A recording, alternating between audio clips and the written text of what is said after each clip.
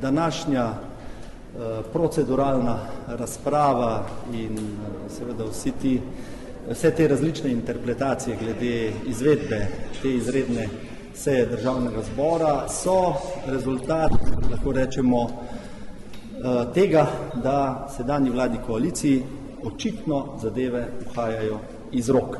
Ne samo vsebina, ampak tudi postopek oziroma procedura. Po našem mnenju, po mnenju Poslanske skupine Nove Slovenije, je procedura kraljica političnega dela in če nam pade postopek, če nam pade procedura, pravzaprav nimamo osnovnega parlamentarnega reda in spoštovanja pravne varnosti, zakonitosti.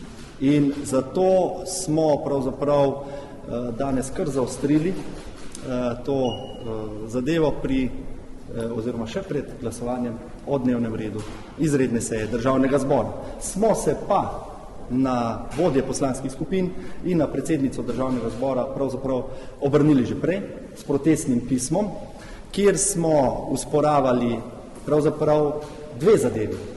Najprej različno tolmačenje poslovnika o tem, v kateri fazi postopka obravnave predloga za posvetovalni referendum je amandmiranje dovoljeno oziroma ni dovoljeno, ker smo bili v roku manj kot enega tedna priča dvema različnima interpretacijama. In drugič, kar je pa po mnenju Nove Slovenije veliko huje, to, da so na seji odbora za zdravstvo, ki ga je vodil podpredsednik odbora, nekako upoštevali amandmaje, ki so bili priloženi predlogu, celo brez glasovanja. To je bil zelo čuden in nevaren precedens. Na to sem danes večkrat opozoril predsednico Državnega zbora, jo pozval, naj pozove predlagatelje za to nujno sejo, da umaknejo 6. točko, ta predlog za izvedbo referenduma glede konoplje, ker so z nekorektno oziroma z neupoštevanjem procedure pravzaprav spremenili osnovni akt tako, da je čisto drugačen.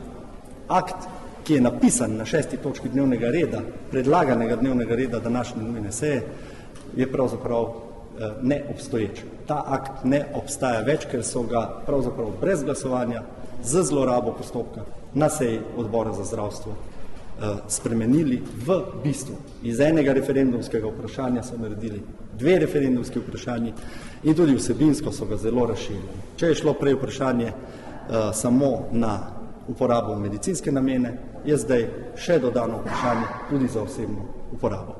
Torej, sploh nismo še pri vsebini, sploh nismo še pri odloku oziroma predlogu odloka o razpisu referenduma, ampak smo še vedno pri postopku, ki je bil zlorabljen, so ga zaobšli in trdimo, da ta točka, 6. točka, ne sme biti obravnavana na današnji izredni seji Državnega zbora. Kot vidimo, pa niso bili sposobni niti v 3 glasovanjih zagotoviti niti sklepčnosti za izglasovanje dnevnega reda, kar je res, lahko rečemo, milo rečeno, neresno.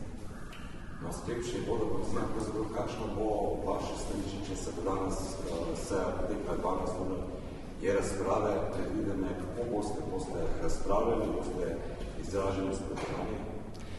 Poglejte, kršitve postopka na odboru so bile tako hude in morebitna uvrstitev in potencialno izglasovanje dnevnega reda s to 6. točko bi bila tak precedens, da vam že zdaj lahko povem, da Nova Slovenija pri tem potem ne more sodelovati.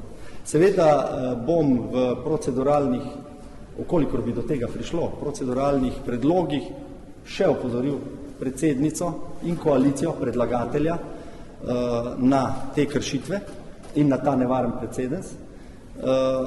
Če slučajno pride do izglasovanja in potrditve dnevnega reda z 6. točko, pa bom tudi napovedal, da pri tej 6. točki ne bomo sodelovali, torej da bomo izvedli obstrukcijo.